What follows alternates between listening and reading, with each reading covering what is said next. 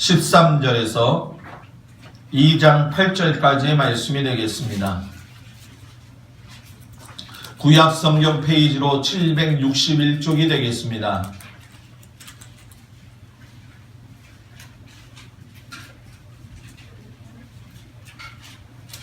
욥기 1장 13절에서 2장 6절까지만 보겠습니다. 다 찾으셨습니까? 말씀을 교독합니다. 하루는 욥의 자녀들이 그 맏아들의 집에서 음식을 먹으며 포도주를 마실 때에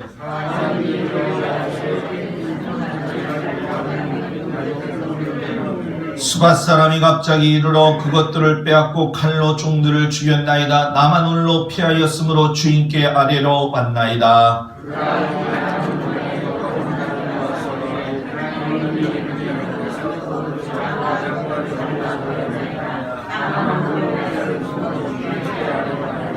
그가 아직 말하는 동안에 또 한 사람이 와서 아뢰되 갈대아 사람이 새 무리를 지어 갑자기 낙타에게 달려들어 그것을 빼앗으며 칼로 종들을 죽였나이다. 나만 홀로 피하였으므로 주인께 아래로 왔나이다.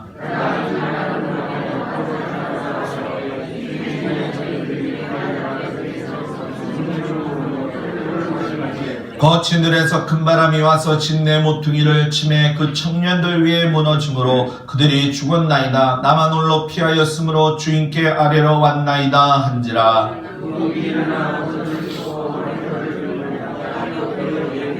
이르되 내가 모태에서 알몸으로 나왔사온즉 또한 알몸이 그리로 돌아가 올지라. 주시니도 여호와시요 거두시니도 여호와시니 여호와의 이름이 찬송을 받으실지니이다 하고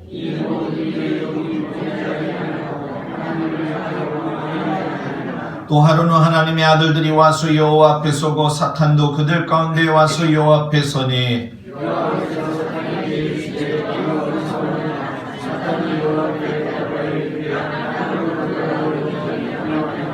여호와께서 사탄에게 이르시되 내가 내 종 욥을 주의하여 보았느냐. 그와 같이 온전하고 정직하여 하나님을 경외하며 악에서 떠난 자가 세상에 없느니라. 내가 나를 충동하여 까닭 없이 그를 치게 하였어도 그가 여전히 자기의 온전함을 굳게 지켰느니라.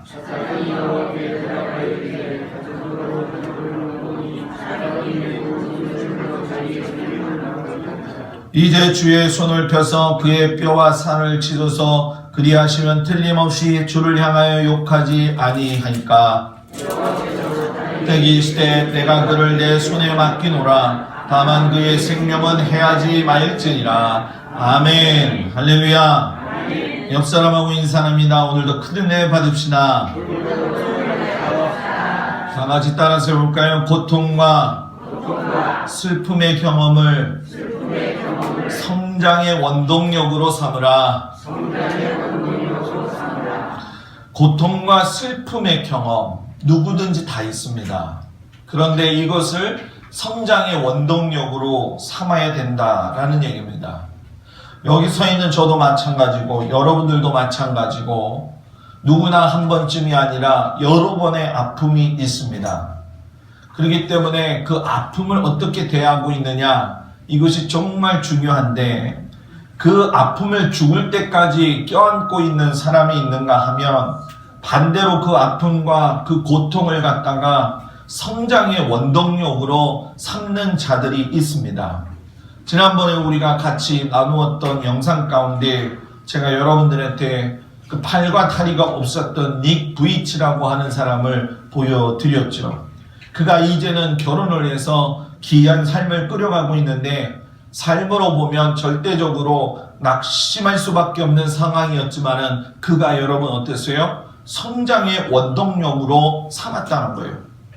우리나라 가운데에도 김세진이라고 하는 청년이 있습니다. 태어날 때부터 선천성 무형성장애라고 해가지고 다리와 손과 이런 모든 것들이 엉망인데, 어머니가 입양하고 난 다음에 그를 갖다가 처음부터 어려서부터 특별하지 않다, 너는 보통 사람과 똑같다라고 하는 그런 메시지를 주고 그런 어떤 비전을 줘가지고 그 아이가 수영선수가 되면서 9살에 5km 달리기를 완주를 했고, 2009년도에 가서는 세계 장애인 선수권에서 금메달 3개하고 은메달 4개를 땄습니다. 2013년에 성균관대학교 스포츠과학부에 최연소로 입학을 했습니다. 여러분, 이런 사람들을 보면서 그들과 나를 비교할 적에 우리는 사지가 멀쩡하지 않습니까? 그러면 우리는 또 감사할 것이 많고 우리가 고난 속에 있다 할지라도 우리는 이길 만한 분명한 삶의 원동력이 있어야 됩니다. 이것이 성도가 가져야 될 가장 큰 믿음입니다. 자꾸 우리는 위를 보고 위의 것만 생각을 하고 밑에 걸 보지 않습니다. 위를 보면 부러운 게 많고 위를 보게 되면 자꾸 나하고 비교하게 되는 것이 많습니다. 그러나 내 밑을 보게 되면 나하고도 아직도 멀고 어렵고 힘든 그러한 아직도 많은 사람들이 있다라고 하는 것을 아버지 하나님께서 우리에게 보여주실 때가 있는 것을 여러분들이 압니다. 여러분, 그런데 우리가 한 가지 잊어먹지 말아야 될 것이 있는데, 아무리 뛰어난 재능을 가진 사람이라고 할지라도 하나님은 다 한계를 두셨다는 얘기예요. 다른 사람과 비교할 적에 어떤 재능과 열매면에서 탁월하지만 결국 우리가 겸손해야 될 이유가 뭐냐면, 누구든지 저를 포함해서 여러분들도 다 흙으로 여러분 뭐예요? 결국은 돌아간다라는 얘기예요. 우리가 오늘 욥의 이야기를 들고 마지막 말씀을 전하는데, 인간의 삶이 저도 그렇고 여러분들도 그렇고 하나님 안에서 유한하다라고 하는 걸 인식하고 사는 사람은 한시도 주님 앞에서 자신의 삶을 갖다가 헛되게 살지 않습니다. 여러분들이 지금까지 살아오면서, 제가 또 지금까지 살아오면서 정말로 많은 시간들이 흐른 것 같지만은 하나님 보실 때에는 그저 한 점에 불과할 뿐이라는 얘기입니다. 이 한 점에 불과한 인생이 지나가고 있을 때에 이것이 우리가 나이 들면서 나이 먹은 대로 쏜살같이 지나간다는 마음을 가지고 있지만, 정작 알고 보면은 어느 누구 하나 그런 것을 느끼지 못하지만 무의식 중에 우리들의 삶은 빠르게 뭐예요? 지나가고 있다라고 하는 거예요. 그리고 결국은 우리의 몸이 하나님이 원하시는 마지막 그 본향으로 돌아가고 결국엔 흙이 되어져 사라져 버리게 된다는 겁니다. 그렇기 때문에 욥이 느꼈던 이런 고통과 슬픔을 보면서 우리들이 한번 삶을 바라보자는 거예요. 욥이 여러분 잘 알고 있는 것처럼 그는 너무나도 부를 가지고 있었던 사람입니다.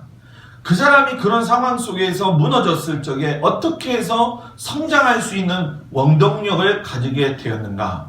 그 중에 하나가 여러분 뭐냐? 따라서 해보세요. 고통과 마주하며 감정의 보호막을 하나님께 드렸다. 아멘? 자기에게 주어진 고통과 마주하면서 감정의 그 보호막을 하나님 앞에 드렸다는 거예요. 성경에 여러분 욥이 얼마나 부자였는지에 대해서 아주 소상히 적어 놓았습니다. 저는 왜 이것을 소상히 적어 놓았을까 한번 생각을 해봤어요. 양이 7천마리가 되고 낙타가 3천마리가 되고 소가 500쌍이가 되고 당나귀가 500마리가 되고 수많은 하인들이 있는데 굳이 열거하지 않아도 될 것을 갖다가 왜 열거해가지고 이 욥의 이 재산력, 부력을 이야기했을까? 자, 이유가 있다라는 거예요. 그 이유가 뭐냐면 아무리 부자가 있다고 한다 할지라도 올해 현대에서 그러니까 우리들의 삶의 현대 속에서 살아가고 있는 그 부를 가지고 있는 사람들만큼 더 큰 부자가 바로 누구예요? 욥이었다는 거예요. 그러니까 가장 최고의 물질의 복을 받은 사람, 가장 최고의 물질의 능력을 가진 사람이 하루아침에 무너졌을 적에 그가 일어서는 모습이 우리에게는 도전이 돼야 된다는 거죠. 물론 여러분 우리가 지금 물질만 해가지고 이야기하지만 우리가 읽은 오늘 성경 뒤에 보게 되면은 사탄이 마지막으로 생명을 건드리지 아니하고 욥을 갖다가 머리끝에서부터 발끝까지 온갖 부스러기를 다 만들고 해가지고선 기와장으로 박박박박 긁으면서 피가 날 정도로 자기의 몸을 긁어대는 모습이 나오지 않습니까? 여러분, 우리가 살면서 물질 또는 병에 대한 문제 또는 내 안에서의 어떤 소통의 문제, 사람들과의 관계 속에서 볼 적에 여러분, 우리가 욥과 같은 어려움을 당했다고는 저는 생각하지 않습니다. 욥은 우리들이 당한 고통에 비하면 말할 수 없을 정도의 고통을 당했다는 거예요. 그런데 중요한 것이 뭐냐면 우리하고 다른 게 있다는 얘기입니다. 그 다른 것이 무엇이냐면 욥기 1장 1절에 보면 그 이유를 이야기하는데, 그 사람은 온전하고 정직해서 하나님을 경외하고 악에서 떠난 자더라 라고 이야기를 해요. 여러분, 온전하고 정직하고 경외했던 악에서 떠났던 그 사람, 하루아침에 모든 걸 잃어버렸습니다. 여러분도 그렇고 저도 그렇고 은행에 잔고가 없을 때 얼마나 두려워하고 있는지 스스로들 한번 생각을 해보십시오. 나에게 어떤 병의 모습이 다가왔을 적에 그 병에 대한 두려움이 오는 이 마음들을 한번 생각을 해보십시오. 그때 그 순간에 내가 온전하고 정직해가지고 하나님을 경외하면서 악에서 떠난 모습을 가지고 하나님을 바라보고 있느냐. 욥이 하루아침에 모든 것을 다 잃어버리고 그 상황들을 보게 되면 침략자들이 오고 자연재해가 오고 마치 또 하인과 자녀들까지도 완전히 잃어버리게 되는 그 어려움을 겪고 있었는데, 이 모든 상황이 여러분 알고 보면은 욥만이 가진 고통의 느낌은 아니라는 거예요. 왜? 우리보다는 큰 고통을 당했지만 그건 개인의 입장에서의 고통이고, 우리들 사이 안에서 욥이 당한 고통처럼 먼저 보내는 자녀들도 있고, 또 먼저 보낸 남편도 있고, 또 아내도 있고, 자식들의 어려움의 문제도 있고, 현실적인 내 건강의 문제들도 있다라고 하는 거예요. 그렇기 때문에 공통분모는 욥과 나하고 다르지가 뭐예요? 않다라는 얘기입니다. 그런데 욥과 나하고 잘 한번 생각해 보자는 거예요. 다른 것이 있다라고 하는 거예요. 이 다른 것이 여러분들에게 없다면 좋은데, 그거 다른 것을 이야기하기를 원망하거나 죄를 짓지 아니하고 하나님을 경배하는 태도로 반응을 했다는 거예요. 이 참 어려운 얘기입니다. 참 어려운 신앙의 모습입니다. 반응하는 태도가 어떠냐는 거예요. 여러분들이 이런 일뿐만이 아니라 여러분들이 살아가면서 느끼고 있는 모든 생활 속에서의 반응이 어떠한지를 한번 생각을 해보십시오. 여러분들의 그 반응하는 모습이 바로 그 사람의 모습이 될 수 있죠. 아내가 여러분 욥에게 와가지고서는 2장 9절에 보면 당신이 그래도 자기의 온전함을 굳게 지키느냐 비꼬입니다. 그리고 뭐라고 이야기하냐면 하나님을 욕하고 죽어라 이렇게 얘기를 했어요. 여러분, 이게 마누라가 자식 잃고 돈 없어졌기 때문에 하는 잔소리가 아니라 여기서 우리가 놓치고 있는 게 그게 뭐냐면은 욥의 아내도 뭐예요? 하나님의 존재를 뭐예요? 알고 있었다는 거예요. 욥의 아내가 하나님의 존재를 모르고 그냥 너 하고 싶은 대로 다 하고 이렇게 망했으니까 혼자 죽어라! 이렇게 자살해버려라! 얘기하는 게 아니라 자기 자신도 하나님을 알기 때문에 그 하나님 욕하고 죽어버려라 이렇게 얘기를 해요. 그러니까 욥과 아내의 관계 속에서도 보면 욥은 하나님을 알고 반응이 분명히 명확하게 나아갔지만은 욥의 아내는 하나님을 알고는 있지만 반응에 대해서는 달랐다라고 하는 거예요. 성도들의 모습도 마찬가지고 목사들의 삶도 마찬가지입니다. 우리가 말은 안 하지만 저도 여러분들도 내 안에서 감당할 수 있는 어려움들이 올 게 있어요. 그때 내가 어떤 반응을 하느냐. 욥처럼 하나님 앞에 온전해지고 원망하지 아니하며 경배하며 하나님 앞에 반응하고 있느냐. 아니면 욥의 아내처럼 너 욕하고 죽어버려라. 너 끝났다. 너 인생이 이제 별거 아니다. 라고 하면서 내 자신에게 스스로 그리고 다른 사람에게 스스로 이야기하면서 여러분 힘들게 하지는 않고 있느냐 한번 생각을 해보라는 얘기예요. 인간이 여러분 살면서 가장 스트레스 받는 것 중에 제일 1순위가 뭐냐면은 배우자와의 이혼과 사별이라고 이야기를 합니다. 지금 여러분 욥은 배우자의 이혼과 사별은 아니지만 자녀들이 여러분 완전히 죽어버렸어요.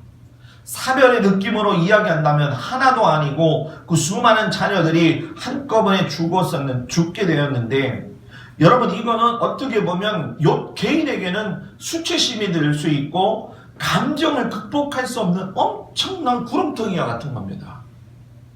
야, 어떻게 아들이나 딸이나 하나 죽는 거는 내가 이해하겠다. 그런데 그 아들과 그 딸이 어떻게 한꺼번에 이렇게 죽을 수 있느냐? 막 소리치고 막 욥의 아내처럼 정말로 하나님을 욕하고 죽여야 된다고, 하나님 앞에 죽겠다고 이야기해야 되는 그 상황에서 우리 욥이 한 게 뭐냐? 하나님하고 독대했다라는 거예요. 독대.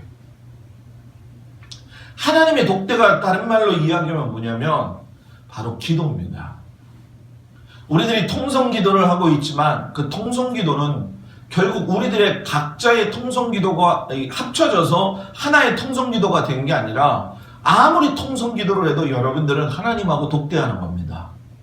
그래서 제가 여러분들한테 기도할 때 집중하고 하나님의 말씀을 들을 때에 집중하라는 거예요. 왜 그런지 아십니까? 뭐든지 사람은 환경이 그 사람의 감정을 지배하게 돼 있어요. 그렇기 때문에 환경에서 감정이 지배받게 되면 감정의 폭발이 마음에 따라서, 환경에 따라서 뭐예요? 터져버린다는 거예요. 예를 들어서 엘리야 같은 경우도 850대 1명으로 싸워가지고 이겼는데, 여러분 말할 수 없는 하나님의 능력을 봤어요. 그 재물 위에다가 엄청난 불을 뿌려내가지고 그것이 또랑이 됐다라고 이야기를 하는데, 하늘로부터 불이 한번 내려오더니 그 또랑이 다 타버리고 거기에 재물까지도 완전히 하나님께서 받으셨어요. 그리고 그 850명을 갖다가 일일이 다 잡아가지고 죽이는 승리의 능력을 경험했는데도 불구하고 상황이 뒤바뀌었어요. 왜? 이세벨이라고 하는 여왕이 뭐예요? 내가 내일 이 시간에 너를 죽이겠다라고 하는 말. 여러분 우리는요 살다가도 갑자기 그런 말을 들을 적이 있잖아요. 와장창 무너지게 됩니다. 믿음이 있고 어저께 주님 말씀 따라 살겠다고 헌신했다가도 오늘 여러분 뭐예요? 두려움이 내게 닥칠 때에 무너진다는 거예요. 이걸 이길 수 있는 방법은 뭐냐? 결국 엘리야가 40일 낮밤을 달려가지고 하나님의 성산이었던 시내산에 올라가서 거기서 엎드리고 거기서 하나님하고 만나고 독대할 적에 하나님이 살 수 있는 새 힘을 주셨다. 여러분들이 하나님을 만나야 됩니다. 제가 만나는 걸 여러분들 원하지 말고 여러분들이 만나기를 주의 이름으로 축복합니다. 감정의 반응을 여러분 세계적으로나 상황적으로나 환경적으로 다른 면이 있어요. 그래서 제가 좀 찾아봤습니다. 예를 들어 장래에 대한 문제였어요. 여러분 그리스라고 하는 나라를 아실 텐데, 그리스에서는 남편이 죽으면 여러분 우리나라 같은 경우에는 옛날에 유교적 생활 속에서 부모님이 돌아가시게 되면 무덤에서 몇 년상을 했습니까? 3년상을 했어요. 그런데 여러분 그리스에서는 남편이 죽으면 아내가 평생 검은 의복을 가지고 사는 겁니다. 평생 검은 의복을. 인도 같은 경우에는 겐지스 강에서, 지난번에 제가 어떤 그 영상에서도 다큐멘터리로 나왔을 때 봤는데, 겐지스 강 자체에서 화장을 통해 가지고 죄가 되어서 돌아가게 돼요. 그래서 죄를 갖다가 겐지스 강으로 여러분 어떻게 해요? 집어넣어버리잖아요. 그 물에 또 씻습니다. 그러면서 몸을 깨끗이 한다라고 이야기를 했어요. 지난번 라오스에 갔을 적에 변 목사님네 그 교회를 가고 있는 도중에 중간에 옆에 보니까는 거기는 무덤이 도시 한가운데 있더라고요. 곳곳에. 그래서 막 연기가 오르더라고요. 그래서 제가 변성 교사님한테 저거 뭐냐고 물어봤더니 사람을 그냥 태운다는 거예요. 화장해서. 네팔이나 몽골에 같은 데는 여러분 소승불교를 가진 데에서, 특별히 고산지대에 사는 사람들은 사람의 시체가 썩지 아니하고 그대로 얼어버립니다. 그러니까 어떻게 합니까? 산 꼭대기로 갖고 올라가서 독수리나 짐승의 어떤 먹잇감으로 그 몸을 자연으로 돌려 보내는 거예요. 남태평양에 있는 여러 소수의 나라에서는 장례식에서 또 완전히 반대로 박수를 치고 울지 않고 축하를 한다는 거예요.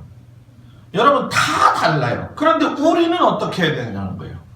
우리 앞에 죽음과 우리 앞에 슬픔과 고통이 있을 때 환경은 다 다르지만 기독교 신앙의 가장 중요한 건 뭐냐면 우리는 생명을 얻는 그것 자체가 죽음이라고 하는 것을 통해서 얻게 되는데 예수님이 먼저 그걸 행하셨다는 거예요. 예수님이 하나님의 아들이시지만 육신으로 먼저 죽으시고 부활하셔서 생명에 이르신 것처럼 우리도 죽어서 땅에 들어갈지언정 주님이 오시는 그날에는 생명으로 다시 부활하게 된다는 거예요.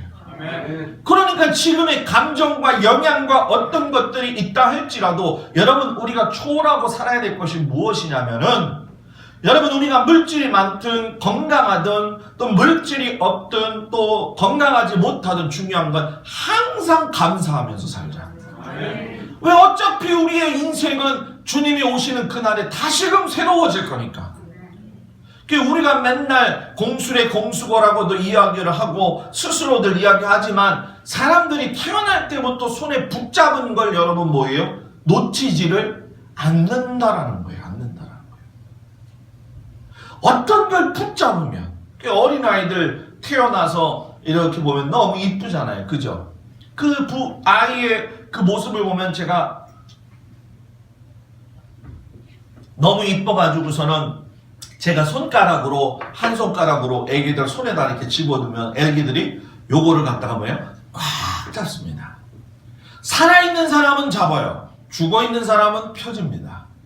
살아있는 사람은 잡는데 욕심이 많게 되면 죄를 낳게 되고 죄가 많은즉 뭐가요? 사망에 이르게 된다는 거예요. 그래서 저는 우리 성도들이 인생의 참된 가치가 하나님에게서 나온다는 것을 분명히 알기를 주의 이름으로 축복합니다. 여러분들에게 지금 주신 일터, 여러분들에게 주신 지금 가정, 여러분들에게 주신 지금 자녀들, 또 여러분들에게 주신 물질적인 것들, 또 여러분들에게 주셨던 육체의 모든 것들이 주님이 간섭하지 않으시면 절대로 남아 있을 수가 없다는 걸 귀하게 깨닫기를 주의 이름으로 축복합니다. 근데 문제는 이게 어렸을 때는 순수해가지고 부모의 말을 잘 듣기도 하고 또 신앙적으로 이야기하면 예수님을 처음 만났을 때에는 목사님의 말씀을 잘 듣습니다. 제가 요즘 곰곰이 생각하는 것이 있어요. 그게 무엇이냐면 기독교가 이렇게 되어질 적에 결국은 자꾸 목사의 문제라고 이야기를 하지만 결국 목사의 강팍함이 결국 성도들의 강팍함을 만들어냈다고 했지만 세상이 너무 많이 변했다는 거예요. 변질됐다는 거예요. 그래서 여러분 뭡니까? 성도든 목사든 서로를 귀하게 여길 줄 모르고 존귀하게 여길 줄 모르고 섬길 줄 모른다는 거예요. 그러니까 이게 무슨 얘기냐면은 아까 그 이야기하면은 어린 시절에는 다 받아들입니다.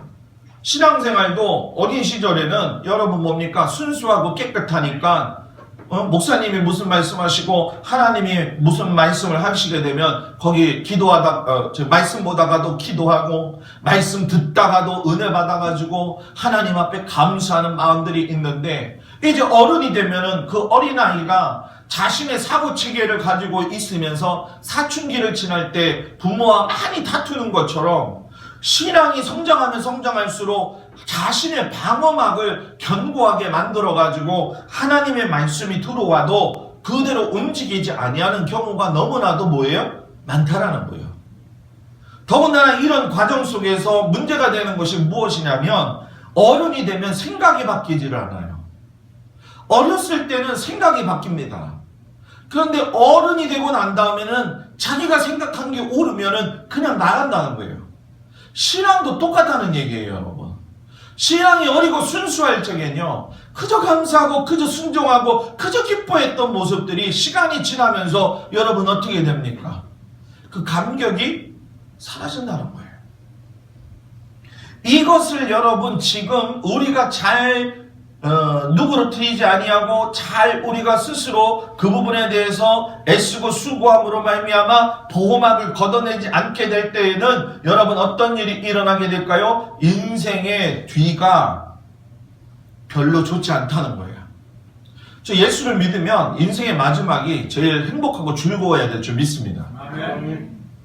저 하늘나라를 바라볼 수 있는 눈도 생기기를 주 이름으로 축복합니다. 아멘. 그래서 저는 제가 목회하면서 이렇게 단양전에 인천부터 시작이 됐지만 진짜 기도하는 사람들의 기도는 제가 무시를 안 합니다. 제가 목사라도. 그 믿음의 은사가 있는 사람들이 있어요. 기도의 능력이 있는 사람들이 있어요, 여러분. 저는 그걸 많이 봤습니다. 저는 여러분들이 생각한 것보다도 그런 부분에 대해서 굉장히 많이 봤어요. 그래서 여러분 그걸 보면서 제가 느낀 게 뭐냐면 하나님이 왜 이런 것들을 성도들을 통해서 나를 보여주고 계시는가. 그건 무슨 얘기냐면 네가 목사라고 다 잘난 척 하지 말라는 거예요. 왜? 성도들 가운데는요 더 열심히 기도하고 믿음의 능력을 가지고 믿고 무조건 가는 사람들이 있는데 본받으라는 거예요. 적으로 본받으라는 거예요. 우리 허선의 권사님 제가 이야기했지만 허선의 권사님도 제가 옮길 적에 이상한 기도를 저한테 했다고 얘기들은 하나님이 목사님 갈 거래요 이렇게 얘기를 했다는 거예요.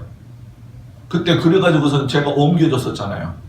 그리고 제천으로 갔어요. 여러분 제가 바로 그 얘기 나오고 한 달 뒤에.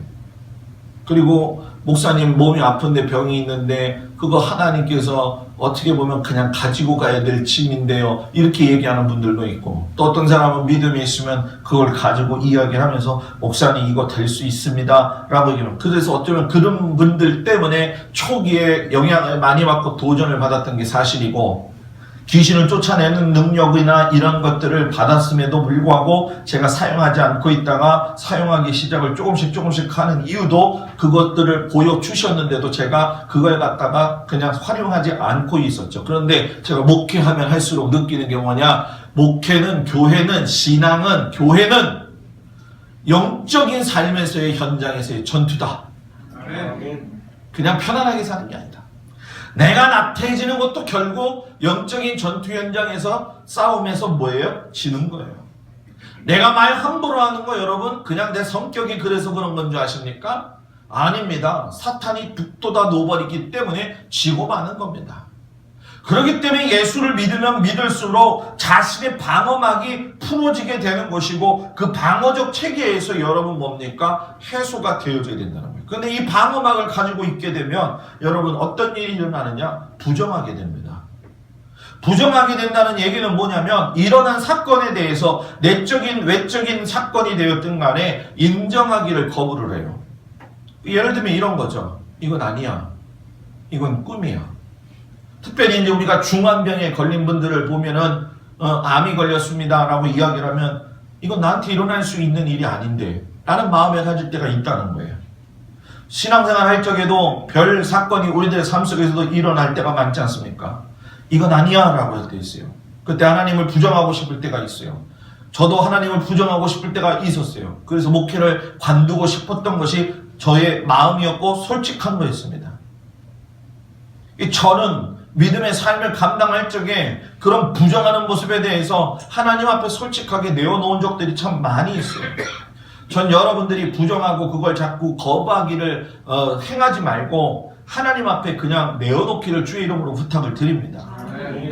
또 이런 방어체계를 가지고 있는 사람들은 일을 갖다가 사건을 갖다가 축소한다는 거예요. 그 얘기는 뭐냐면 잘못을 분명히 인정을 하고는 있지만 그 사실에 대해서 완전히 100% 오픈을 시켜가지고서는 사실에 대한 고백을 하지 않는다는 거예요.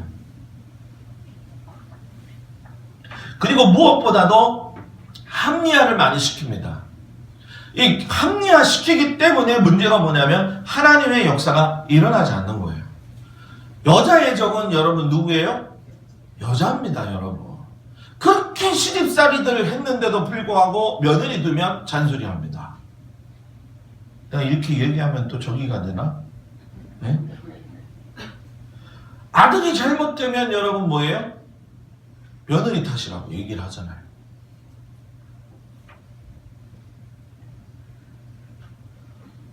우리가 어떤 일이 일어났을 때 누구 탓을 하지 말자는 거예요. 그거는 완전히 여러분 뭡니까? 세상적인 생각과 사고와 방식이에요.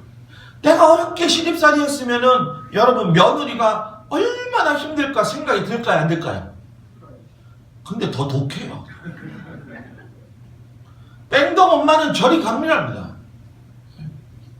지금은요 그래도 생각이 많이 바뀐 세대에 살고 있기 때문에 그죠? 여기 젊은 우리 시어머니들 되시는 권사님들은 많이 오픈시키고 살잖아요. 그죠? 니들은 니들대로 살고 나는 뭐예요? 나대로 살고. 저도 제 아이들한테 그래요. 니들대로 살고 우리는 우리대로 산다. 절대로 애기 낳아서 데리고 오지 마라. 지금부터 가르쳐요.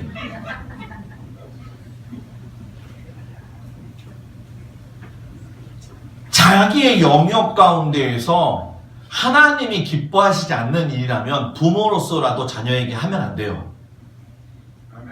내가 부모니까 너는 이거 해야 돼 라고 얘기하면 안 돼요.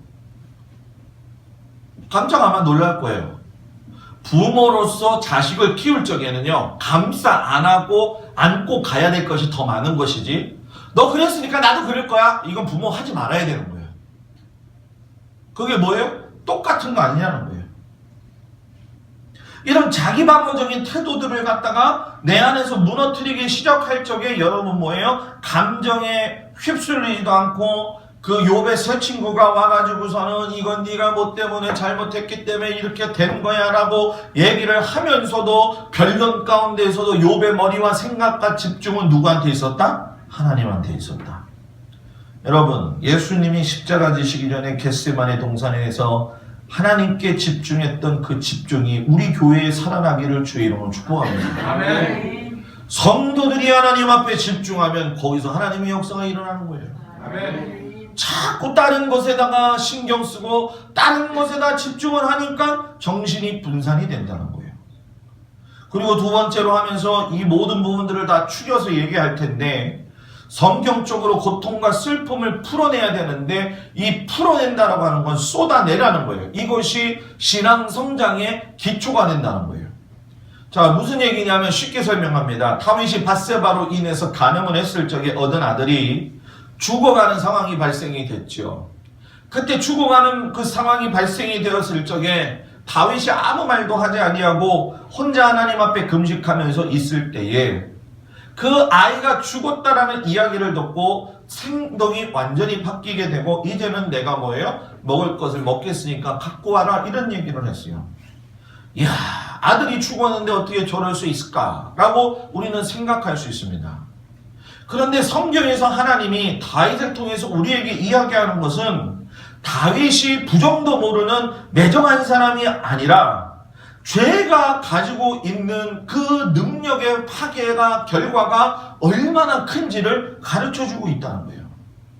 그렇기 때문에 여러분 우리 안에 있는 것들을 쏟아내야 될 줄 알아야 되고 괴계의 역사가 일어나야 될 적에 그것이 여러분 뭐예요? 내 안에 있는 자아들이 무너지기 시작한다는 거예요. 그래서 여러분 다윗과 욥의 탄식의 태도에 보면 5가지의 성장 기초를 우리에게 제공을 하고 있는데 그 중에 하나가 뭐냐면 거침없이 슬픔을 드러내고 울어라. 뭐라고요? 거침없이 슬픔을 드러내고 울어라. 죽음이 왔을 때, 건강의 신호가 왔을 때, 지인의 갑작스러운 사고가 왔을 때, 가정의 어려운 형편 앞에 있을 때 우리는 너무나도 그 사람들한테 쉽게 말해요. 하나님이 이 모든 것을 보고 선을 이룰 것입니다. 이건요 무책임한 얘기입니다. 저는요 너무 어이가 없는 죽음 앞에서는 아무 소리도 못합니다. 설교도 그냥 하지 못합니다. 100마디 말로 이야기해도 그 사람의 마음을 움직일 수가 없습니다. 문제는 말하는 것도 문제가 있지만 우리나라 사람들이 평균적으로 화병이 많고 쓰러지는 이유가 뭐냐면은 그런 슬픔을 당했을 적에 어디 가서 풀어내야 되는데 풀어내지 않는다는 거예요. 기껏해야 남이 안 보이는 방에 들어가서 혼자 울고 나온다는 거예요. 그런데 그렇게 하지 말고 그냥 그 자리에 앉아가지고 펑펑 대고 울어내는 거예요. 교회에서도 마찬가지라는 거예요. 왜 교회가 체면 차리는 장소가 돼야 되고 왜 교회가 와가지고서는 친교 다짐의 시간만 돼야 됩니까? 교회에 와가지고 내 어려움이 있을 적에 하나님 앞에 부르짖고 기도하고 목자들하고 목장에 모여서 예배드릴 적에 자기 아픔을 이야기하면서 나 이것 때문에 너무 힘들다고 같이 기도해달라고 하는 게 여러분 교회가 살지 않겠냐는 거예요. 뭐 우리가 같이 목장끼리 그런 여기에서 험담이 나가고 저 사람은 저렇게 될 수밖에 없었다고 생각하는 것들이 너무나 많지. 우리가 그 사람을 긍휼히 여기면서 우리가 그 문제를 가지고 같이 기도하고 가침없이 슬픔을 우러내고 드러내는 일에 동참하기를 바랍니다. 이젠 그런 교회가 되지 않으면 여러분 건강한 교회가 되지 않아요.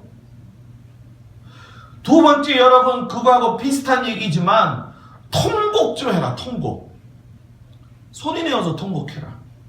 욥기 3장 3절에서 4절에 보면 뭐라고 이야기하냐면 나의 난날이 멸망하였더라면 나말을 베었단 하다던 그 밤이 그리하였더라면 하나님이 위에서 돌보지 마셨더라면 빛도 그날은 비추지 말았더라면 떠라면 뭐예요?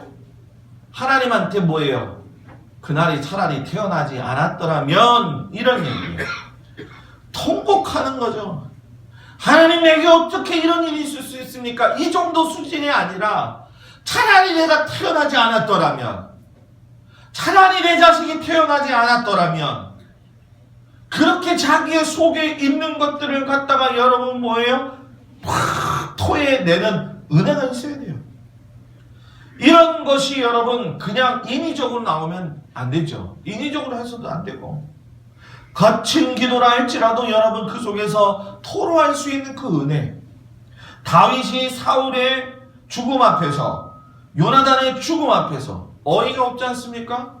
요나단은 자기한테 잘했기 때문에 슬피 울 수 있다는 것 당연합니다. 그러나 사울이 자기를 죽이려고 했던 입장에서 본다고 한다면 저 사람 잘 죽었다라고 이야기할 수도 있는 것이 그 다윗의 마음인데 이 소식을 전해가지고 왔던 자가 여러분 기쁜 소식을 전해주는 것처럼 전했다가 자기의 목숨까지도 어떻게 됐어요? 잃어버리게 된 걸 보라는 거예요. 다윗이 마지막까지 하나님이 세우신 그 종, 그 왕을 갖다가 어떻게 사람이 함부로 할 수 있느냐라고 하면서 눈물 뿌려 기도했던 그 통곡의 기도. 에스겔이 멸망하는 나라와 예루살렘을 보면서 얼마나 탄식하며 기도했습니까? 예수님께서 나사로의 죽음 앞에서 또 많은 병자들의 앞에서 백성들의 연약함을 보고 민망히 여기시며 우셨다라고 이야기했어요. 그냥 예수님이 다니시면서 내가 고쳐야 될 사역들이구나 이렇게 이야기하신 게 아니라 그들의 아픔을 보고 민망히 여기시면서 우셨다라고 이야기해요. 그 성도는요 좀 울음이 많아야 돼요. 많은 은혜가 있으면요 감사해서 울고 기뻐서 울고 상황을 이기니까 울고. 아멘. 아멘. 세 번째가 뭐냐? 혼란하다고 혼란스러움에 빠지면 안 됩니다. 이건 무슨 얘기냐면 어떤 혼란한 상황들이 있을 적에 또는 성급하게 어떤 문제들이 있을 적에 성급하게 섣불리 결단을 내리지 말고 성급한 말을 하지 말라는 얘기입니다. 이 참 어려운 부분이죠. 평생에 살아가면서 신중해야 될 부분들인데 예를 들어 우리가 주님이 오시는 것도 여러분 뭡니까? 많은 이단들이 실수하는 게 뭡니까? 그들 스스로가 점을 찍듯이 이야기를 하는 것이잖아요. 말을 함부로 내뱉었다는 거예요. 그것을 갖다가 주워 담지도 못하는데 다민선교회가 그래서 무너졌죠. 여러분 그 사람들만 문제입니까? 우리도 하나님을 잠잠히 기다리는 인내의 훈련이 있어야 돼요. 지금 내가 약간 내가 생각했던 것보다도 미치지 못하고 있을 때에 그 미치지 못하는 것에 대해서 내가 불평을 하기보다는 하나님이 이건 분명히 하실 겁니다. 하나님이 하신다고 하면 됩니다. 아멘. 출애굽기를 통해서 출애굽했던 백성들이 성급한 언어를 했죠. 저렇게 거인들이 많은 땅에 우리가 어떻게 들어갈 수 있습니까? 그 얘기 때문에 40년을 못 들어갔습니다. 아나니아하고 삽비라가 남이 하는 거 보고 똑같이 따라하려고 마음에도 없는 일을 갖다가 재산을 팔아가지고 일부만 됐다가 성급하게 행동하다가 결국은 죽어버렸어요. 베드로가 나는 전혀 예수님을 배반하지 않을 거다라고 성급하게 이야기했다가 결국 닭이 3번 울을 때 깨지면서 하나님 앞에서 주님 앞에서 그 마음속에서 그냥 막 불붙듯이 타오랐던 그 회개의 역사. 욥의 세 친구가 엘리바스하고 빌닷과 소반이 왔죠. 그들이 실수한 게 뭡니까? 성급한 말, 그리고 그 판단하는 말을 했어요. 야, 사람이 살면서 이렇게 어려움을 당하는 데는 분명히 네가 뭔가 하나님한테 잘못한 게 있으니까 이렇게 하나님이 벌을 내리시지, 하나님은 그냥 벌을 내리시는 분이 아니야. 여러분, 미안하지만요, 우리 주변에 이런 사람들이 진짜 많습니다. 믿는다고 하면서 말이에요, 무참하게 아무 생각 없이 이야기하는 경우가 많아요. 그게 뭔지 아십니까? 전통주의적인 성격, 종교고 율법주의적인 종교예요. 그게 여러분. 성도들은요, 전통은 보존해야 되지만 전통 안에 갇혀 살면 안 돼요. 율법의 말씀을 따라서 살기는 해야 되지만 율법을 남을 정죄하는 것에 사용하면 안 돼요. 그런 혼란한 상황 속에서도 욥은 판단하지 아니하고 친구들의 조언을 듣지 아니하고 항상 혼란 가운데 누구한테 집중했다? 하나님께 집중했다. 여러분, 판사들이 제일 어려운 판결 법정이 있다는 거예요. 그게 뭐냐면 좀 크게 목사 힘들어. 성도들과 목사들이 가지고 오는 재판은 제일 힘들다는 거예요. 다 증인석에 나오면 성도들도 그렇고 목사들도 그렇고 한다는 말이 이거 하나님의 뜻이기 때문에 저 사람이 잘못했다는 거예요. 그래가지고 될 수 있으면 이 판사들이 교회와 목사와 성도와 관련된 일은 하고 싶질 않았는데요. 다 주님의 뜻이면 자기들끼리 알아서 해결하지 왜 여기 와가지고 그러냐고. 그 다음이 뭡니까? 한계가 있는 것을 분명히 인정하자는 거예요. 욥은요, 자신의 한계를 알면서 그대로 받아들였어요. 자기의 연약한 몸, 내가 가지고 있는 한계적인 상황, 나의 어떤 지적인 능력의 현실, 또 물질이 사라진 그에 대한 현실, 또 이것을 언제 세워야 되느냐 하는 어떤 두려움의 현실, 시간, 자식들 키우고 그렇게까지 세우기까지의 어떤 시간에 대한 두려움의 현실, 인간관계 속에서 아내가 욕을 하고 3명의 친구들이 자기를 갖다가 그렇게 할 적에 어떤 가시덤불과 같은 길을 걸어가는 그런 마음들. 여러분, 그런데도 불구하고 자신의 한계가 있는 걸 분명히 인정하고 하나님 앞에 변하지 않았다는 거예요. 한계를 인정하지 않는 사람은요, 끝까지 갈 때까지 갑니다. 고집이 센 사람들은요, 다른 사람 말 전혀 듣지 않습니다. 여러분, 세례 요한 보십시오. 그가 잡혀가지고서는 감옥에 있을 적에 세례 요한의 제자들이 다 얼마나 많았습니까? 그 제자들이 예수님에 대한 이야기를 해주니까 세례 요한이 너희들 가서 물어봐라. 오시는 분이 당신입니까? 그 얘기 하나 듣고 자기 거 다 내려놨어요. 목이 잘렸으면서도 결국은 자기의 제자들이 누구를 다 쫓아갔어요? 예수님을 쫓아갔어요. 마음이 허했을 겁니다. 그죠?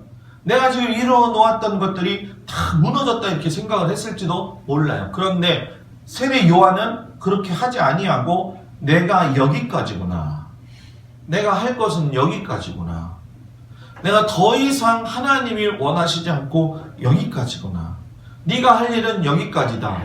했을 때 그 한계를 인정할 수 있는 사람. 그런데 그렇게 하지 않고 자신을 중심으로 살고 이기적인 삶을 사는 사람은 여러분 계속 되풀이합니다. 전철을 대밟게 된다는 거예요. 그래서 여러분 마지막 겸손의 단계를 올라가야 되는 거예요. 욥은 항상 하나님 앞에서 겸손했어요. 욥의 영성은 그냥 이루어진 것이 아니라 겸손의 계단을 통과했어요. 아니 목사님, 겸손도 계단이 있습니까? 예, 있습니다. 성장에 우리가 신앙의 성장에 있어서의 겸손의 단계 중에 첫 번째는 뭐냐면 겸손한 사람은요, 하나님을 항상 인식하고 있다는 거예요. 하나님을 인식하는 사람이 내 삶을 어떻게 살지 한번 생각을 해보십시오. 우리가 살면서 망각한다고 이야기를 하는데, 망각한다는 얘기는 뭐냐면은 하나님이 있는데 없는 것처럼 보인다는 거예요. 사람들 마약을 하게 되면은 저는 잘 뭘 그런 경험을 못 봤지만 고등학교 때 저는 그런 걸 본 적이 있어요. 고등학교 때 친구들이 그 반의 친구들이 이렇게 몹쓸 짓 하는 거를 제가 이렇게 본 적이 몇 번 있습니다. 왜냐면 그걸 하고 학교에 들어오는데 옛날에 이렇게 막걸리병 큰 거 있었죠. 지금도 있어요. 지금도 있어요? 그거 다 먹고 나서 50 본드 거기다 집어넣고 본드 빠는 거예요. 본드 빠가지고 이렇게 오는 애들은요, 벌써 보면 알아요, 제가. 그때 제가 반에 이게 직책을 맡고 있었기 때문에 이렇게 보면 아는데, 눈이 풀렸어요. 눈이 풀렸는데, 여러분, 그런 친구들의 특징이 뭐냐면, 제가 물어봤어요. 야, 니들 그거 하면은 얼마나 좋냐? 했더니, 5층에서 밑을 내려다보면 1m도 안 되는 것 같다는 거예요. 그냥 뛰어내린다는 거예요. 제가 그 친구 이름을 지금 알고는 있는데, 이동욱이라고 하는 친구인데, 고등학교 1학년 때 방학인데 저한테 연락이 왔어요, 경찰이. 너가 이 몇 학년 몇 반 누구니? 그래서 네. 그래서 너 선생님하고 연락이 안 돼서 너한테 먼저 연락을 한다 해가지고서 얘기하는 게 뭐냐면, 네 친구 중에, 니네 학교, 니네 반에 네 친구 중에 이동욱이라고 하는 친구가 있지? 네. 그랬습니다. 지금은 여러분 작약도 어딘지 모르죠. 인천의 월미도 앞에 가면 작약도가 있습니다. 작약도에서 텐트 쳐놓고 술 먹고 고등학교 1학년이 본드 빨다가 기분 좋아가지고 물에 들어갔다가 심장마비를 죽어버린 거예요. 하나님을 인식하라는 거예요. 내가 어떤 일을 하더라도 하나님을 인식해야 돼요. 우리가 갑자기 이렇게 반응이 나올 때도 있는데, 이건 훈련입니다. 훈련이 안 되면 안 돼요. 그냥 내가 은혜 받는 게 있는 거고, 은혜 받고 난 다음에 훈련해야 될 게 있어요. 하나님 믿으면서 하나님 계시지 않은 것처럼 사는 게 망각이에요. 겸손의 2단계, 자신이나 다른 사람의 뜻이 아닌 하나님의 뜻을 따라야 된다.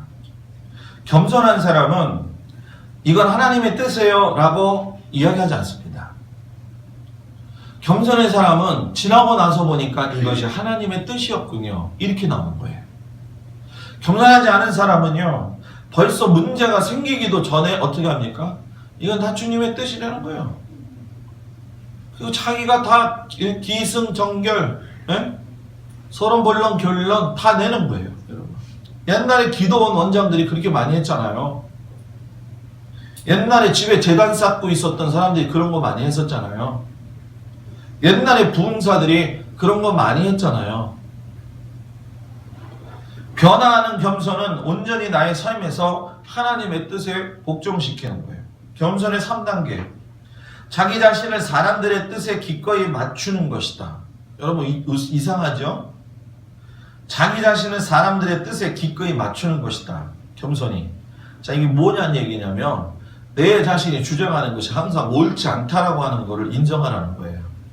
내가 이 정도 나이 먹었고 이 정도 생각하는 게 내가 봤을 때 합당하다고 생각을 하는데, 당신 말하는 게 틀렸지 않습니까? 라고 이야기하지 말고, 모든 상황과 모든 것에 하나님의 인식을 하고 하나님에 대한 생각을 가지게 되게 되면은 내 것이 옳지 않을 수도 있다라고 하는 걸 여러분 알 수 있다라는 거예요.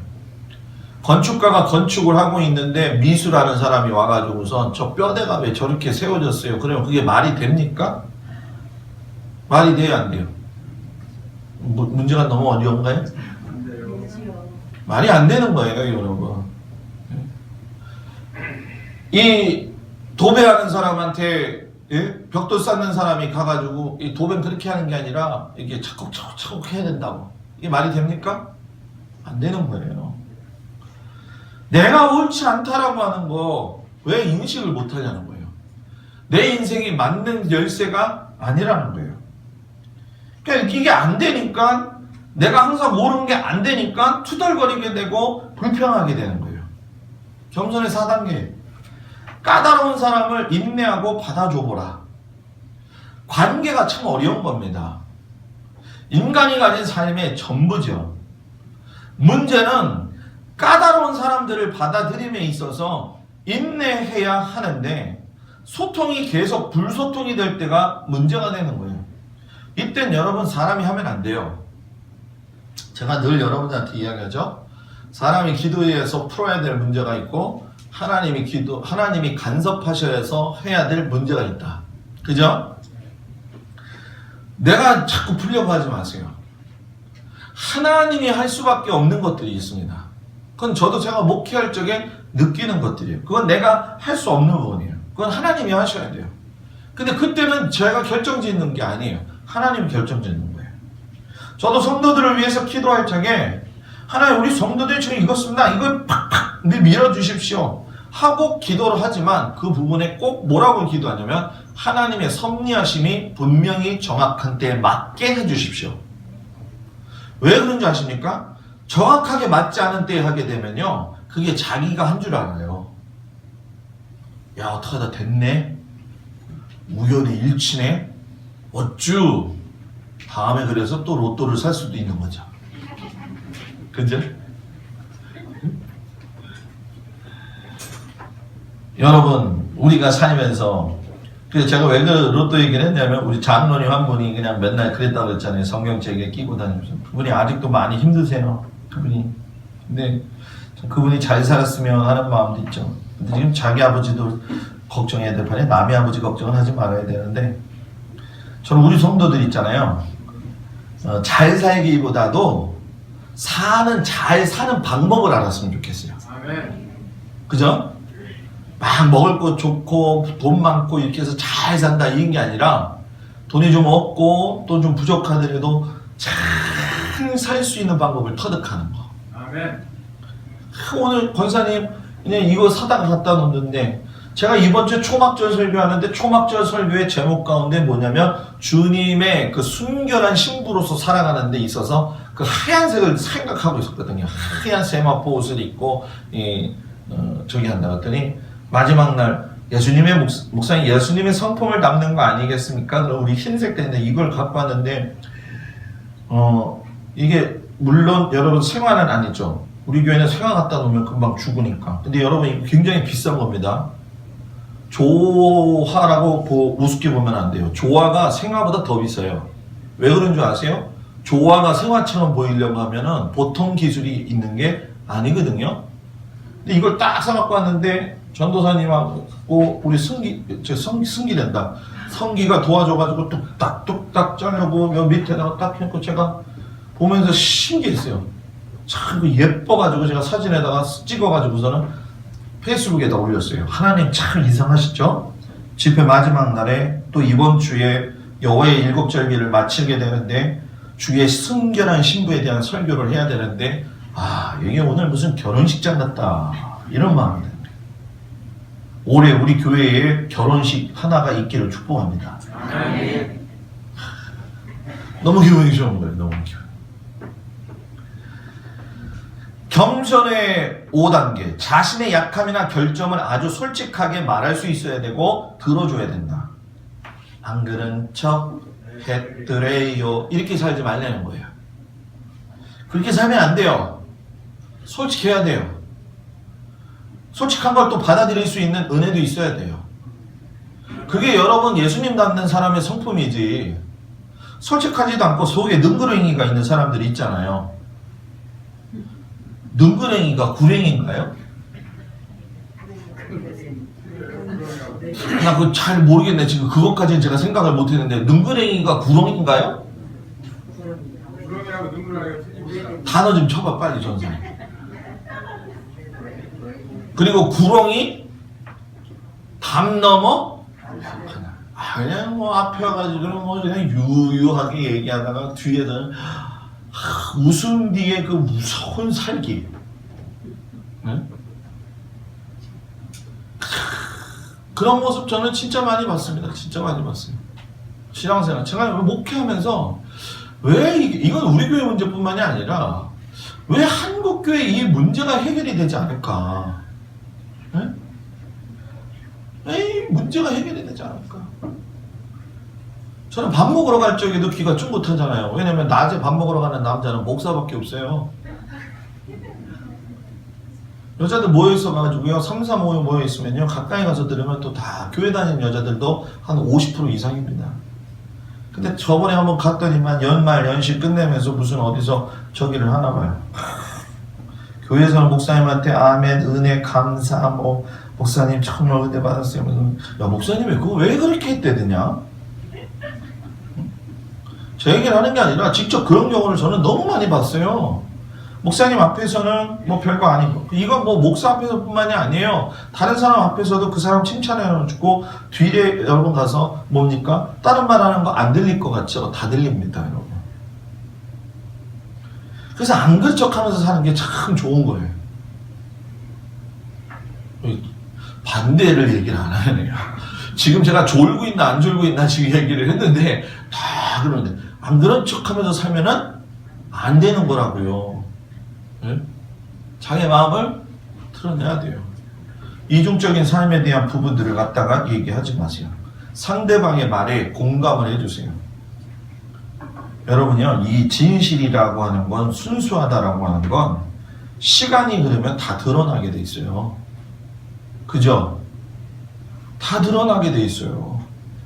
우리가 이걸 너무너무 몰라요. 하나님 앞에서도 드러나게 돼 있고 사람 앞에서도 드러나게 돼 있어요. 목사의 태도, 설교 준비 태도도요, 다 드러나게 돼 있습니다, 여러분. 목사가 있잖아요. 1년에 있잖아요. 여러분 30만 원만 주면은요, 예? 1년 365일 새벽 기도문 설교하고 주일 설교 52편하고 주일 저녁 설교 52편, 수요일 저녁 설교 52편, 특별 새벽 집회 한 15편 한꺼번에 보내오는 데가 있어요. 우리 저기 조용래 집사님이 너무 놀랬나? 괜히 충격받은 얘기를 했나? 응? 저는 그냥 제 양심상 그걸 하지 못해요. 할 수도 없거니와 하고 싶지도 않고, 그 돈 아까우면 내가 그 돈으로 책을 사보지. 근데 미안하지만 여러분, 그런 목사님들이 많아요. 요즘 맨날 그 표절 때문에 얼마나 말이 많습니까? 그죠? 책을 읽어가지고 그것에 대해서 내가 깨닫고 그것에 대해서 인용할 수 있다라고 하는 점은 설교에 도움이 될 수는 있어요. 근데 그것을 아예 내 것처럼 말하는 건 문제가 있는 거잖아요. 그죠? 안 그래요? 그래요? 맞습니다.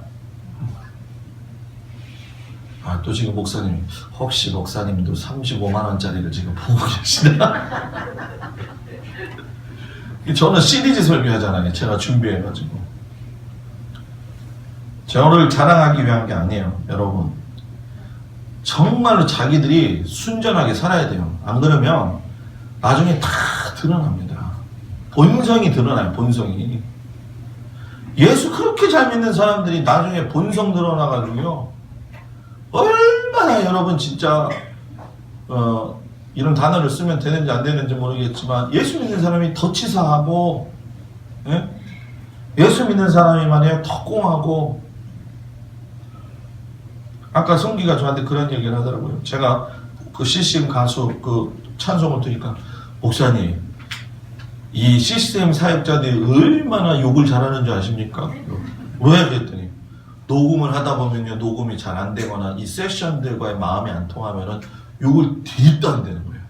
그래서 이게 은혜스러워 보이는 것 같지만 아니라고 얘기를 하더라고요. 그래서 내가 성기한테 했어요. 너나 잘해. 너나 잘해야 된다. 제가 오늘 성기도 가르쳤어요. 권사님, 뭘 가르쳤는지 모르죠. 내가 2가지 가르쳤어요. 그랬더니 이번 주부터 당장 한다고 그랬어요. 안 그러면 없네. 누가 들려줬지? 그지? 하나는 그거 하라고 그랬고, 하나는 그거 해서 하지 말라고 했잖아. 그지? 대답이 없어. 생각이 안 나? 여기서 그냥 발설해? 아니지? 생각이 나지만. 발설한다고 하니까 생각이 팍 나지. 그지? 예? 가르치는 거예요. 가르치는 거. 저희 큰딸 같은 경우도 지금 그 홍대 앞에 창조의 아침 거기에 보조교사로 나가잖아요. 굉장히 유명한 데입니다. 거기가 아무나도 못 들어가요. 근데 걔는 세종대거든요. 세종대니까 시급이 어떻게 되냐면은 8,500원이야. 시급인지 뭐지? 1시간에, 그지? 그런데 엊그제 들어와가지고 열받은 거예요. 왜냐면 서울대 애가 들어왔는데 걔는 15,000원을 받더래. 그래가지고 인생이 어쩌면 이럴 수 있느냐고 막 그러는 거야. 그래서 내가 야 그럼 너도 서울대 갔어야지. 근데 이 세상이 이런 거다. 그런데 얘가 자기가 돈을 벌어보질 않았잖아요. 그런데 아르바이트 하면서 일주일에 화, 수, 목, 금 요렇게 4번을 간다고요. 지금도 가서 일하고 있다고요. 그러면은 지 용돈이 나오거든요. 대학생인데 제가 그랬어요. 야 아빠는 너희들한테 지금 그런 상황 아니냐니까 용돈만큼은 너희들이 한번 벌어서 써봐라. 그러니까 용돈 쓸 만큼 딱 냈는데 이게 11조가 어렸을 적에는 엄마가 100원 주고 1000원 주면 그 11조 그냥 아무 생각 없이 갖다가 바쳤잖아요. 그죠? 그런데 이 피 같은 아르바이트를 하고 피 같은 돈을 떼야 되느니 이게 얼마나 안타까운 거야. 그러니까 하루는 그런 얘기를 해요. 아, 왜 11조를 내야 되냐고. 목사 딸이 그 얘기를 해요. 여러분 웃지 마세요. 우리 하은이 하영이는요 충북연에 있을 적에 전도 그 연회에서 1등을 받은 애들이에요. 어떻게 하냐면 자기네 반 아이들 35명을 다 데리고 왔어 교회에. 1인당 1명씩. 그랬던 애들도 어렸을 때 찬송가 틀어놓고 돌아다니면은요 막 뒤에서 어렸을 적에 지들 막 박수치면서 찬송했던 애들이요 이제 머리가 크니까 지들 듣고 싶은 취향들이 있잖아요. 그죠? 요즘 이제 제 딸들을 보면서 저는 항상 그 생각을 해요. 애들한테도 그런 얘기를 하지만은 아빠가 목사이다 해서 니들이 구원받아 하나님 나라 가는 거 아니다. 나는 너희들을 위해서 기도를 할 수 있지만 너희들의 신앙의 성숙과 하나님 나라 가는 건 니들이 하는 거다. 하은이가 주일 아침에 우리 전도사님하고 일하느냐고 주일 아침 예배를 못 듣잖아요. 이렇게 이제 지난번에 보니까는 설교 말씀을 듣고 있더라고요. 그래서 아빠가 설교를 어떻게 하나. 근데 자꾸 집에 있는 아빠랑 설교하는 아빠랑 매치가 안 돼가지고 막 힘들어하는 거지. 집에 있는 아빠는 아버지로서 얼마나 편안하게 해주겠어요. 저는 철통 같습니다. 여러분들 그거 오해는 하지 마세요. 저는 가족 목회가 잘 돼야 된다는 게 첫 번째 신념이에요. 자녀들을 굉장히 자유스럽게 이렇게 목사님 딸들이 이런 말 하지 마세요. 그건 옛날 말이에요. 걔네들은 걔네들의 삶이 있는 거예요. 내 삶하고는 뭐예요? 다른 거예요. 옛날 같으면 여러분 뭡니까? 저는 뭐 목사님네 집에는 애들이 왜 저 모양이야? 이런 얘기 많이 했잖아요. 그죠? 옛날에 그랬어요. 근데 저는 그걸 절대 배격합니다. 그 얘기를 했더니 얼마나 힘들어요. 그래서 제가 그랬죠. 지네 엄마도 얘기를 하고 11조에 대한 장구한 설명을 하니까 요즘 눈물을 흘리면서 은혜를 받아서 11조 드리고 있어. 너 지금부터 11조 정확하게 안 드리면 이 다음에 시집가서 컸을 적에도 절대 안 드린다. 니네 누구를 봐라? 작은 아버지를 봐라. 집사가 돼가지고 부지점장이 됐는데 아직도 그거밖에 안 하지 않고 있느냐. 제가 액수는 얘기할 수가 없잖아요. 제 동생 뿐이에요. 너 그렇게 살면 안 돼, 인생을. 그래갖고요 요즘은요 정확하게 착 때려. 아주 뭐 플러스 마이너스 알파도 없어. 그냥 그거에 딱 해서 그래서 제가 오늘 성기 그거 가르쳤어요. 그지? 하나는 아직 안 가르쳐요. 그거는 지 혼자 알고 있으면 되는 거예요. 왜냐면 가르쳐야 돼요. 청년들을. 저 여기 이렇게 예배 드리면서 좋은 게 지수가 이렇게 와서 예배 드리는 게 너무 이쁘고 좋아요. 지수가 이제 생각보다 콧대가 높은 여자예요. 저한테 마음의 문을 열기까지가 얼마나 오래 걸리는 줄 아십니까? 가슴이 아파요. 우리 이렇게 애들 보면 더 이렇게 열어줘야 되는데. 저희 누구죠? 진원이가 요번에 갈 적에 기도받으러 탁 들어와가지고 저한테 딴 때 같으면 그냥 이렇게 기도하잖아요. 지가 손을 탁 벌리더니 내가 손을 벌리지 왜 지가 손을 벌려? 탁 벌리더니 나를 탁 껴안더라고요. 저도 탁 껴안고 기도를 해줬어요. 야, 이거 목회할 만 나더만요, 진짜. 예? 그게 좋잖아요, 그게. 그랬더니 내년에 오면 올해가 됐네. 장가 갈지도 몰라요, 목사님 이러더라고. 진짜 장가 가네? 그런다고 그랬거든요. 올해 장가 계획이 있다고. 엄마 안 왔지? 엄마 안 왔지? 지금 세기는 처자가 이끌랑이요. 마지막 겸손의 8단계. 하나님의 사랑이 흘러나와야 된다. 제일 밑바닥에 있는 신앙의 사람이 누군지 압니까? 남을 비꼬고 건방진 태도를 가지고 다른 사람 무시하는 겁니다. 여러분 이게 별일 아닌 것 같지만 순간적으로 실수할 때 있어요. 순간적으로. 여러분 포기하지 마십시오. 과거의 실수는 나의 현재를 만들고 나의 현재의 충실함은 미래에 하나님이 기뻐하시는 나를 만든다.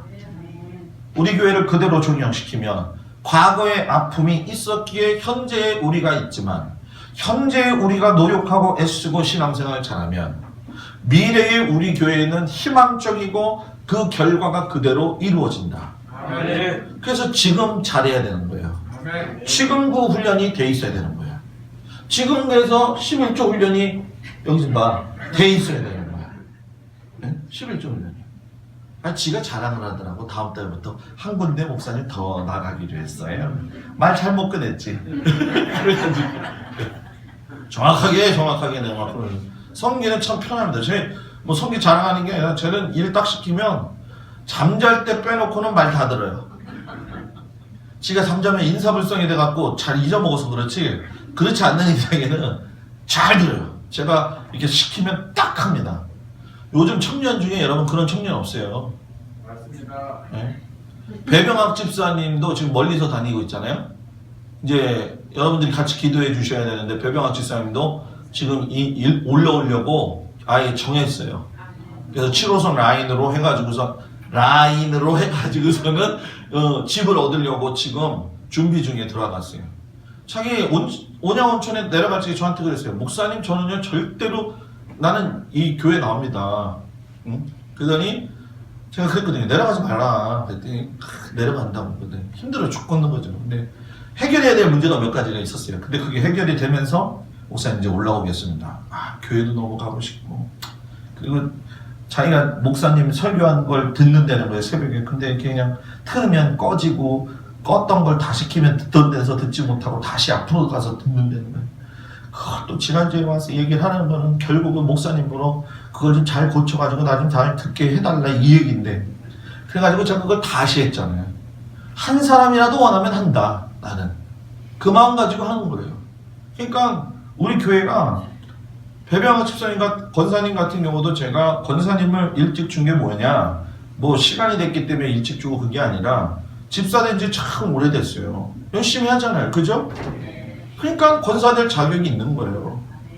뭐 돈이 많아서 권사 주는 거 아니고 능력 많아서 권사 주는 거 아니잖아요. 인물로 보면 더 못 줘요, 솔직히. 네? 이렇게 다 웃고 있어요. 이거 다 녹화되는데 별명한 집사님 볼 텐데. 네? 네? 진짜 듬직해요. 양종환 집사님 듬직해요. 제가 또 이렇게 얘기하면 목사님은 젊은 사람만 좀 그러지 마요, 제발. 우리 할머니들이 다 뒤에서 내가 기도해 주는지 다 알고 있어요. 네? 그것 때문에 내가 목회하고 있어요. 또 할머니라고 했다, 또 승진이라고 했다, 또 우리 어르신들이 진짜요. 나 우리 저기 박순정 권사님, 박주원 권사님, 우리 권정순 권사님, 또 우리 그 위에 계신 장로님들, 원로 권사님들, 이 교회 진짜 그냥 터줏대감 같이 그냥 꼭 꾸준히. 권초동 장로님도 똑같잖아요. 김대모는 그 자리에 지키고서 쫙 온다는 게 그게 쉬운 게 아니거든. 쉬운 게 아니잖아요. 그죠? 여러분들도 이번 집회를 마무리하면서 올해 한번 오늘 이 기간 동안 주신 말씀 다시 한번 깊게 생각하면서 한번 좀 새롭게 변화되고 주님 앞에 나아가는 은혜가 있기를 주의 이름으로 축복합니다. 우리 이 시간에 찬양 부르고 뜨겁게 찬양 한번 부르고 기도하고 제가 이제 안수기도 하겠습니다. 그러니까 제가 못 들어가는데 이렇게 생각하시고 어,